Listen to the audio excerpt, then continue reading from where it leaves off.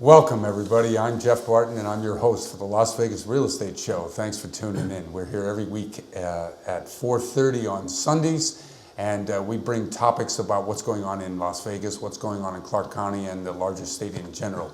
We hit all kinds of topics and things that deal with real estate. And as you well know, real estate here in the Valley is booming.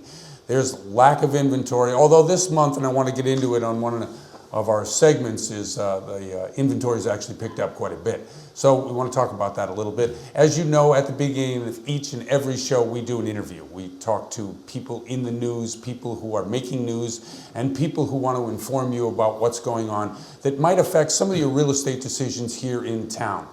Today with me is a terrific guest, and I want to welcome him, Steve Schiffman, who is a candidate for the 3rd Congressional District here in Las Vegas. Steve, how are you? Thank you, Jeff, and Shana Tova. Happy New Year to you. Thank you very much, and Shana Tova to you. And of course, for those of you who don't know what that is, that's the Jewish New Year, which is late in this month. Actually, it's late this year, right? September. It's not even summer. It's still summertime. That's amazing. That's exactly right. Okay, I want to get in. The reason I asked you here is because I'm interested in politics. I'm interested how it affects the local community, and certainly in the real estate area, how it's going to affect when you get to Congress, I assume. And by the way, let me ask you right up front, if people want to get in touch with you or find more about you online, how do they do that? The website is very easy. VoteSteve.win. Vote, V-O-T-E, Steve, S-T-E-V-E, .W-I-N. VoteSteve.win. Okay, excellent. Democrat, Republican, Independent, what are you running as? I'm running as a Democrat. I am a Democrat. Okay. And I have core principles which need to be addressed by the voters, which includes being to have compassion, a sensitivity, knowing what's going on, help the neighbor, so to speak. It's in real estate, for example, the most important thing is community, isn't it? Knowing what your neighbor does and to reach out when you have problems. Look what happened in the hurricanes in Texas. Well, let's talk about that for a second. Mm-hmm. The federal response in Houston, good or bad? Good. Okay, I agree. However, overdevelopment was a problem. I lived for many years in Florida, Orlando, before Disney and after Disney. And you know what? One of the major problems that Houston had? Overbuilding. They used to have grasslands, wetlands. Now it's all concrete. When they had thousands and thousands of people coming in, great for business, bad for the environment. The water, when it rains, has to go someplace, flooding results. Okay, let's bring it local. We're in Las Vegas, right? A drought. And you're in a drought. And we are building too much here, building not enough. What do you say about the effect on jobs? What's your opinion on that? We always need jobs. We need better paying jobs. Jobs that are sustainable, not necessarily a lot of low income service jobs. Okay. On paper, it looks good to work at a fast food. That's not the type of person who can buy a home. Well, if we're talking about disaster response from the federal government, which if you get into Congress, you will be obviously on many of these decisions that are being made, whether it's to improve the infrastructure, whether it's flood relief, and that's another thing. The president came out with possibly a game-changing disaster about pulling back on flood insurance. What do you think about flood insurance and the federal government's responsibility to supply it? Flood insurance is one of these areas that need to be subsidized by the U.S. government. Right. It's important because if you let the free market do it, you can't afford it. And exactly when you have flood like you're doing in Texas, we have it in Florida, we have it in Puerto Rico, the individual market, the individual person could never survive that unless they have insurance. Now the problem is, even if you live in a floodplain, if you don't buy this insurance, that's a problem.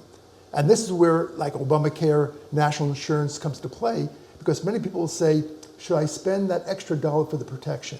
Well, when you have a hurricane of the century coming, you gamble, and this is Las Vegas where they gamble, that you won't have the problem. Right. And when it comes, that's the reason why you have insurance. And that's the reason why you put that money aside in insurance premiums. And flood insurance is necessary. Now, do I recommend it here in Las Vegas? They do have flash flooding, but the chances are of having a hurricane-type storm here is remote. What are the weather issues that we deal with here that you think there should be a federal response?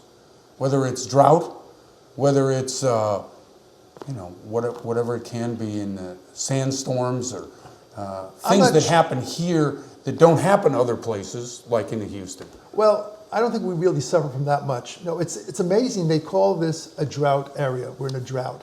To me, a desert is by definition an area of drought. And so the water policy here is very, very conservative, meaning they charge you a lot if you use a little water. They want to conserve water.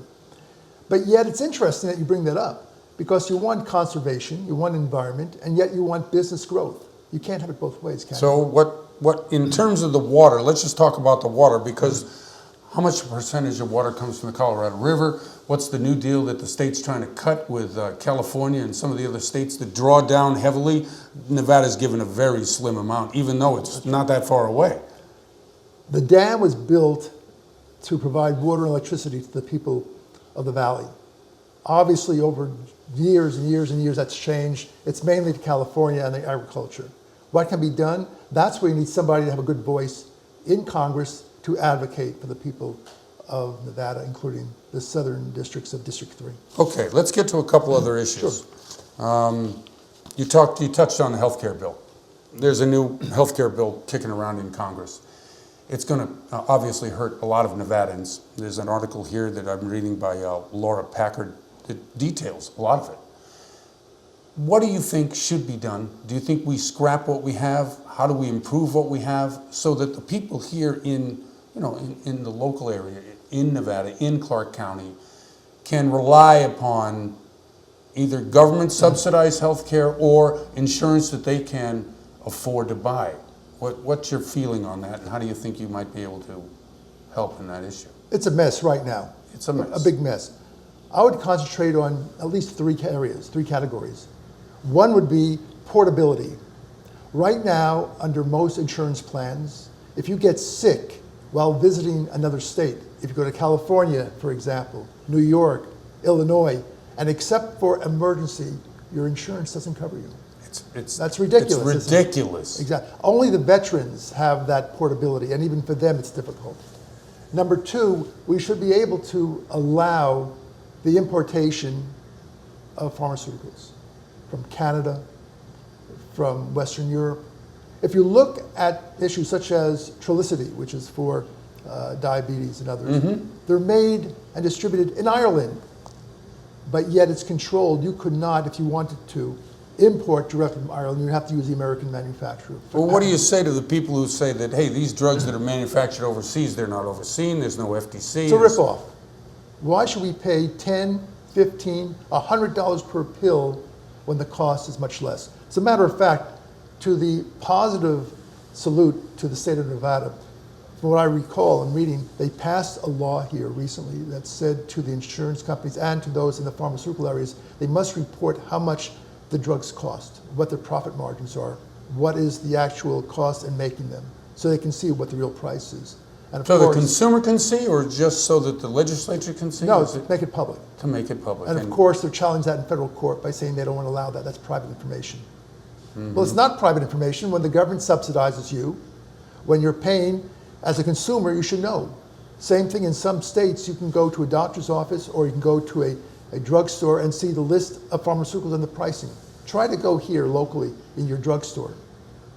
You won't know what the prices are because they'll say the insurance will pay for it, but they don't tell you. And you know what's worse than this? They will give great discounts if you have insurance, but if you pay cash, you pay retail, which is unfair itself. Why can't they have the flat, unlimited discount for everybody? I agree, 100%. Okay, a couple other items. We're talking about affordable housing. Right. What is affordable housing? How do we pay for it? There's bond measures being approved in the state legislature for affordable housing. What do you think about that in terms of both the state's responsibility and obviously if we can get federal government to chip in? There's nothing wrong with bonds as long as you know that you get paid. The problem is, oh, sorry for that. No, go ahead. The problem is when you're using the word low income, what do you mean? For some states or some cities, in New York City, for example, you can make $50,000 a year and you're still low income. Oh, I think it's even more than that in California. I think exactly. It's $80,000, $90,000 a year combined income. And so what do you mean by low income? Now, according to what you showed me and what I read, the subsidized rent would be between $600 and $900. Well, for the people who are on real low income, $900 a month is not cheap. That's about the going rate for rental apartments here. So what's subsidized about it? I've got to go. Thank you very much. I really appreciate it. Terrific having you on the show. We want to get you back when you're in Congress so that you can give us the update of what's going on in Washington. Appreciate it. Thank you very much. And I'm Jeff Barton, and I'm your host for the Las Vegas Real Estate Show. We'll be right back. Ruthless Cowboys, keeping the American dream alive and creating jobs one t-shirt at a time. From fabric to design, Ruthless Cowboys makes 100% American-made apparel that hardworking Americans are proud to wear. At RuthlessCowboys.com, you can shop for shirts and accessories for the cowboy or cowgirl in your life. Head to RuthlessCowboys.com, check us out on Facebook and Instagram by searching Ruthless Cowboys. Ruthless Cowboys, we're all about family, country, and keeping it all American. RuthlessCowboys.com. Are you experiencing hair loss? We have the solution with no drugs, no surgery, and no side effects. Experience 100% pain-free results with Super Grow Laser Cap System, featuring 272 professional-grade lasers that make your hair thicker and fuller naturally. Use it 15 minutes a day, 3 times a week, and notice your hair growth in as little as 3 months. Visit online at irevivelaser.com to order your Super Grow Laser Cap today and experience unbelievable results. irevivelaser.com. Successful Strategies International offers state-of-the-art PMP certification and an entire curriculum of project management, risk management, portfolio and program management by using unique learning techniques such as online learning, simulations, and facilitator lead programs. Our clientele consists of some of the biggest Fortune 500 companies in existence. SSI has trainers all across North America, Europe, and Asia to help meet your project management needs. Learn more at ssi-learn.com. That's ssi-learn.com. Your nose just a little bit. I need the sun off. There you go. When we do our workshops, we choose top locations like Red Rock Canyon for fashion, or we choose Cancun beaches for the glamour photography. There you go. Good, good, good. We set up all the models. We have sponsors like Canon that bring out lenses and camera equipment, bodies that you can work with. We teach you how to use those. We teach you how to work with your equipment that you bring out. ISO 400, I'm shooting 1,000 shutter. I'm wide open at 2.8. Some of you are going to be at 3.5. So whether you're a beginner or intermediate and you want to advance to the next level, or even if you're advanced now and you just want to learn more process, more value, learn your equipment a little bit better, take better pictures, check out one of our workshops. You can check out JeromeHamilton.com. We have a workshops page that'll get you there. We bring the top of the line models to all of our events, and we take you to the best places.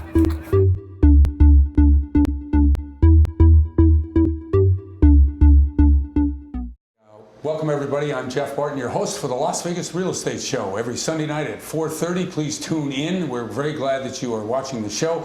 We try to bring to you some information, some ideas, things that you're going to need to do and know if you're going to sell your house, you want to buy a house, maybe you're interested in bringing some relatives to town, all kinds of interesting tidbits that we can give you, as well as solid advice from really true good professionals. And today with me on the show is once again our terrific panel here, Big Tex Real Estate and an Investment. Now I screwed it up again, didn't I? What is it? It's Big Tex Real Estate and Consultant. Thank you very much. That's okay. And Rebecca Fitzgerald, our terrific real estate agent for F&F Investment Real Estate. Hi. And of course Charles Giscombe from Malibu Funding. So we have loan officers, investment people, credit people, real estate agents, and everything that we can help you to help you decide, okay, you got a big decision to make. You want to buy a house, you want to sell a house, you want to do things, and you don't quite know where to begin and what to think about it. So I bring the panel today. We're going to talk about a number of things that go on in the Las Vegas market, as well as some of the things that are going on in real estate. So give us an update. What's happening in the real estate market? Is it busy? Is it not busy? Inventory high? What's happening? I mean, it's pretty much been the same all summer. Inventory it's there. It's hard to come across. Anything that you put an offer in under $150,000, you're going to get multiple offer situations. Okay. So it's competitive, extremely competitive. I've been getting more like higher end listings recently. Great. Which just kind of shows the market's being pushed up. All right. Okay, very good. Now, we talked on the radio show a couple days ago, and you were talking about some of the listings in the areas that you're working in. Mm-hmm. I want to open it up. Reaching buyers in this market, is it just as a matter of placing a sign on a property, or do you have to go out and actually market the property? Well, so actually a little bit of both. But what we've been doing is a little bit of advertising, or we're getting clients from past clients, such as referrals. And then also there's been a big shift in some of these markets. Charles may know this. The credit criteria has actually dropped a little bit. And he'll be able to elaborate on it. But the credit criteria has been able to drop, so therefore it's going to pick up quite a bit of traffic. Don't want to go too much deep into it, but I know that's man to be able to go into it. But we've been seeing a lot of big drive on that as well. Yeah, I saw an email the other day, credit, like, minimum is like 500, and I was like, wow. Yeah, the banks. Okay, what is it? So the 500 credit score is what, an FHA product? You can get an or FHA portfolio, or? Well, they have a lot of niche programs are coming to the table, and what they're doing right now is the banks are loosening up.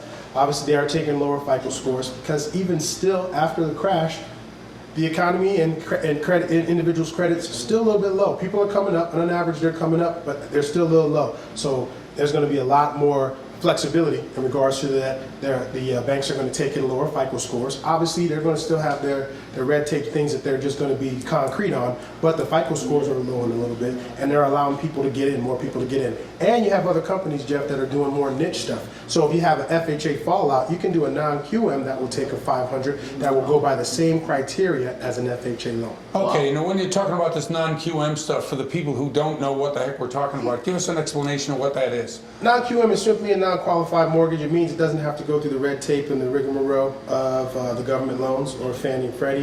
The guidelines are a little less stringent, and basically you can move in or you can get qualified for this loan based upon other alternative kind of credit situations. How is this different than the creative loans they came up with in the past? Well, that's a good question, and everybody's afraid of that, and Right. we go through it a lot of times on the show or on the radio show. Well, let me tell you a little bit. The one thing they did do on the non-QM mortgages is they still made it whereas you have to have skin in the game in order to get in. See, if you're doing an FHA loan, you're going to put 3% down, 3.5% down. Even on a Fannie product, you can put 3% down. This situation is now they're saying, I'll let you in, I'll give you a loan, I'll loosen the guidelines, I'll take back some red tape, but the skin in the game, meaning your down payment is going to be at minimum 10%, and it can go all the way up to 50% down. They're saying, I lighten the guidelines, but you're more likely not to walk away from the 20, 30, 40% that you put down, because that's a lot of money. Right. So I'm loosening it up on your credit score because I'm giving you a little slack, but you're going to have to come to the table with more assets. Right. Investors love these programs because they don't have to show their tax returns as much. They don't have to full doc qualify. Right. What they can do is they can basically just say, I have assets, I have bank statements, I'm a business owner, I'm self-employed, I don't want you to look under the hood, but I still want to get in here, and I might have 20 to 30 properties, so I need someone who's going to take that. Because in most cases on a Fannie, maximum you can have is 10. These cases, you can have as many as you want to on some of these investment programs. Let me ask you a little question, because you brought up the fact that the market's doing great, right? We have an ascendancy in prices, and the guidelines are looser. So obviously, if the guidelines are looser, it means the product isn't there for the banks because the refi market has dried up a little bit. So they're trying to generate more interest. I read an article about the Supreme Court and what they're trying to decide about homeowners associations foreclosing here in Las Vegas. There was a really interesting one that was actually, it wasn't in here, it was in like San Francisco. The homeowners association foreclosed, and this guy went and bought for $60,000. It's a really expensive neighborhood, and started charging the residents to park in their home community. And they're like, here's trying to sue the guy. It's like this big fiasco. Because he owned the HOA. Because he owned the HOA, He bought up the HOA. Yeah. So what the moral obligation of the HOA is really to do what? To collect dues and take care of the common areas? And that's really what the HOA is doing. Common areas and just make sure, obviously with that situation is, I've dealt with the HOAs a lot, especially in Georgia and here now. The HOAs actually can now force and take precedence over the mortgage. Yeah, it's like taking first lien position. They take that right out of the way, so they automatically jump to the top. So you could owe the HOA $11,000 and have a $450,000 mortgage, and that $11,000 takes precedence. And they can foreclose. They absolutely can foreclose. And what they'll do is they'll do exactly what this gentleman did. They'll get people in there. They'll rent to other people just to make sure that they can get people that have the money to pay the HOA to upkeep the community for everyone else. Is that happening here in Las Absolutely. Vegas with the HOA? Absolutely. I haven't come across that Right. personally. My personal HOA, they take care of all of the grounds, everything. Like But there's no went- foreclosures going on because someone isn't paying their HOA dues. Right, right. I look at my neighborhood on a regular basis, and I've never seen that. Right. I actually, especially in Seven Hills, driving a couple places, you can tell where when the grass is going golden brown, Right. you know, Right. You know, someone's not in there. and nobody's paying the HOA. No one's dues. paying the Right. HOA dues. So what happens at that point is the HOA at that point just says, we have a house, it's abandoned. What we want to do is make sure that we get someone in there that can take care and pull a slack. Because a lot of these places, when the crash happened, I mean, nobody was paying the HOAs, Jeff. 'Cause Right. they're like, That's listen, what I'm saying. I'm upside That's down what- in my house. right. So if I'm upside down in my house, I'm definitely not paying the HOA because I don't even pay the mortgage. The reality of it is the HOAs are just doing what they can do to get people in there that are going to maintain the actual community. And the restoration of the credit once you're in a position where you're not paying your dues, your HOA dues. Now, this is a big deal out here. HOAs are really all over Las Vegas and Clark County, right? I mean, it really runs the Yes, runs the job. Absolutely. Yeah. What happens to the credit if you don't pay your HOA dues? How does that? Did they get reported? Actually, they do. They have a lien that's slapped onto their credit report. I see. Just like a tax lien, a mechanic's lien. So in regards to that, what we would do is then go in and assess the situation to see if it was done properly, the right way. Okay. If the procedure was done illegally, then of course we can get that removed off there. Because we've had a couple of those on there. Tax liens, mechanic liens, and an actual HOA lien. Now, there's the new federal regulations went into effect, I think, in July, which took some of these tax liens off. Now, do you have to actively take them off, or do they come off by themselves due to the new regulations? Well, depending on how long they've been on there, if it's been on there 7 years, some 10 years, but a lot of times we still have to get in there and get in the trenches to do the groundwork. Yeah. Because there's procedures that they have to follow before they put that lien on your credit.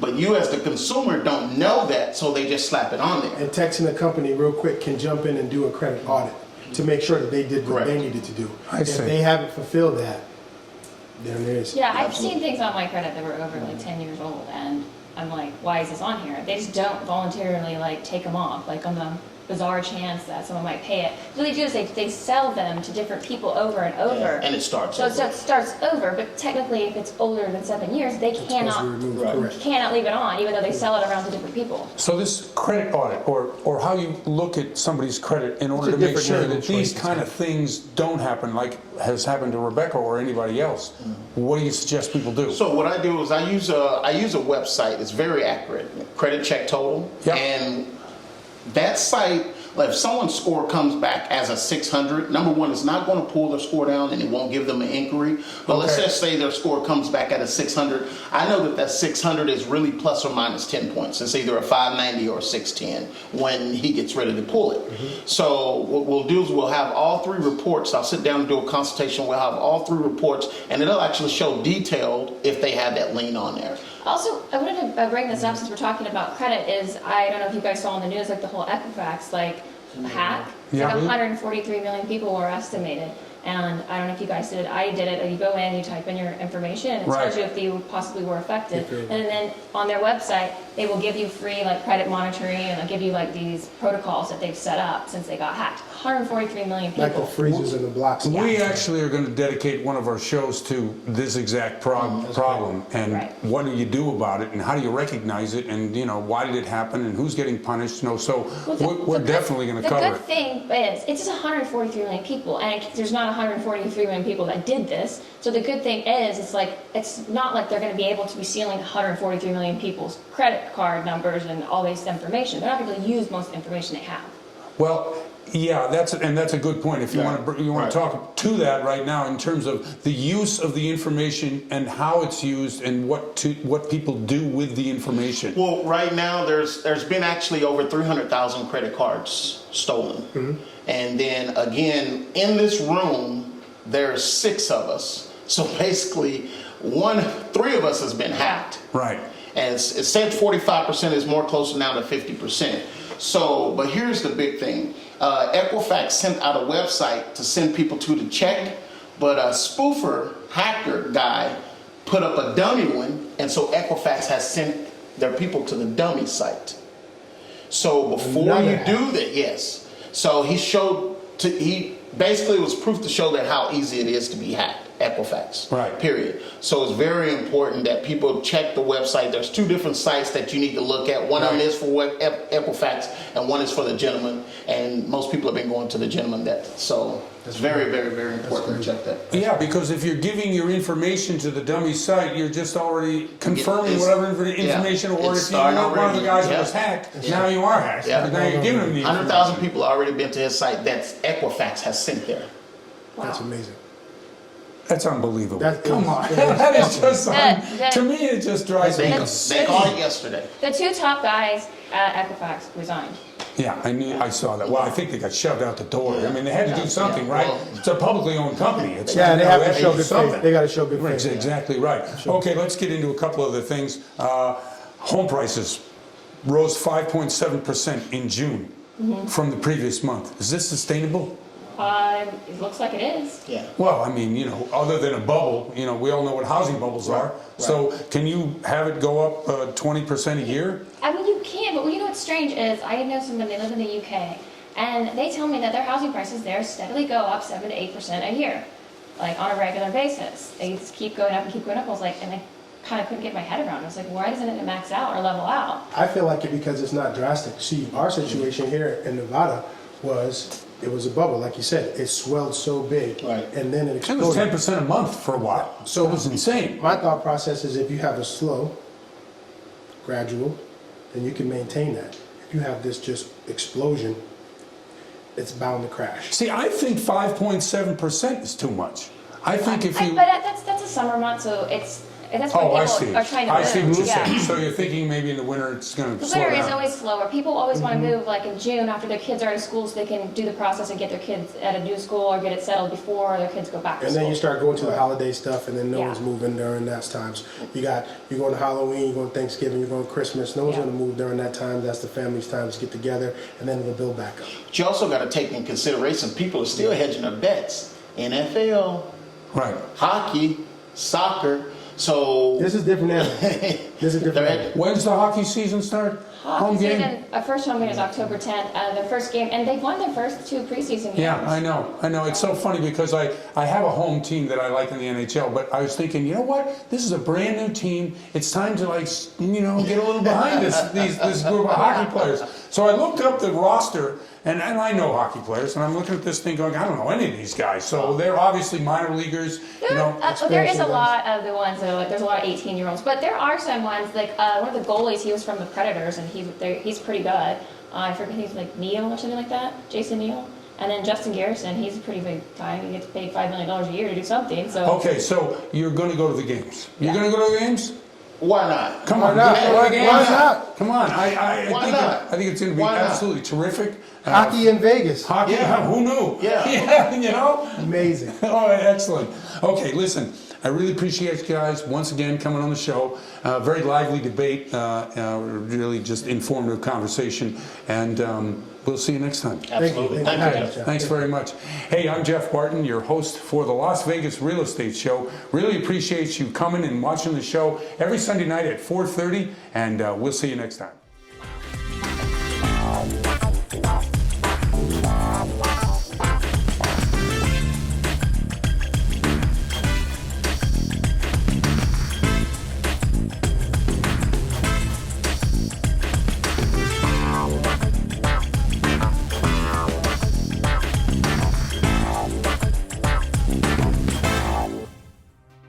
Want to know how to create more business and save money? Simple. The answer is video. Video shares are the fastest growing form of word-of-mouth advertising, and according to InternetRetailer.com, visitors who viewed a business video were 85% more likely to buy after watching it. People today are on the go. They don't have time to read text, but they have 1 minute to watch video. At HD Video King, we not only create quality video that's right for you, we coach you on how to get the most from it. Call today. Our award-winning staff are ready to assist.